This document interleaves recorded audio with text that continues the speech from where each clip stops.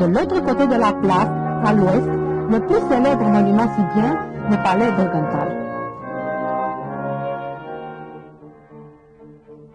Centre de Sibylle, à l'époque, quand la ville était le centre politique de la nouvelle province impériale transylvaine, le palais a appartenu de 1777 à 1784 au gouvernateur de Transylvanie, Samuel von Brukenthal, le seul habitant de l'endroit et le seul luthérien de toute la série d'envoyés de Vienne, érudit, qui a illustré parfaitement l'époque des réformes de Marie-Thérèse et de Joseph II, collectionneur d'art européen de la Renaissance et du baroque, qui a été accessible au public en 1817, donc parmi les premiers en Europe mobilière. La construction de ce palais, qui, comme celui de la famille Banfi de Cluj, illustre l'architecture civile du baroque tardif autrichien dans ces contrées du monde, a commencé en 1778 et a été fini en 1785, après la terrible répression de la révolte des paysans serfs roumains conduite par Horer. Les plans, attribués à l'architecte Anton Martinelli, étaient ceux d'un édifice unitaire et symétrique, d'un baroque modéré, avec des nuances de calme néoclassique,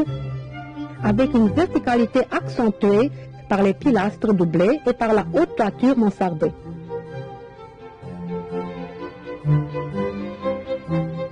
Le sceau baroque de ce palais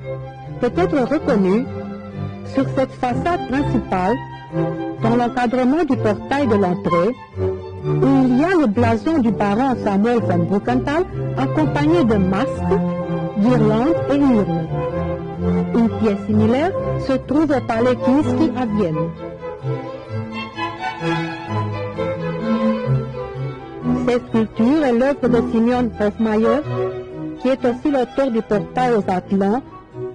en style plein baroque viennois, qui conduit vers une des cours intérieures du palais.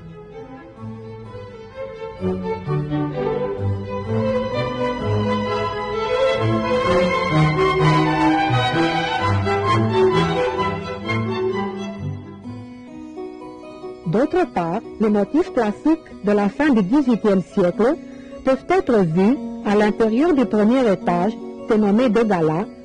composé d'une salle de musique et de 2 appartements. L'estucage, la boiserie, les reliefs en bois de tilleul doré, avec images inspirées d'Ovide, d'après le goût de l'époque, conçues par le viennois Johann Bernstein, s'avoisinent avec les peintures de goût antique évoquant les faits d'Hercule, inspirées de gravures réalisées en 1731 par Bernard Picard, qui à leur tour reproduisent les peintures flamandes du XVIIe siècle illustrant le poète antique de Métamorphose.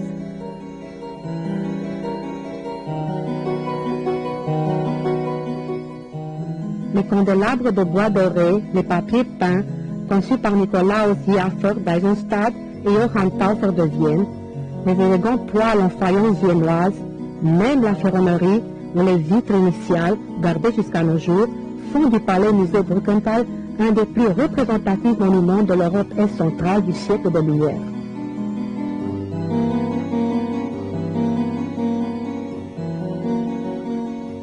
Et pour les voyageurs qui traversent les rues de l'ancien Sibylle, cet édifice principal de la plus grande place de la ville de Transylvanie, là où la vie est aussi intense, représente non seulement un repère majeur, mais aussi artistique et de point de vue chronologique le moment d'apogée.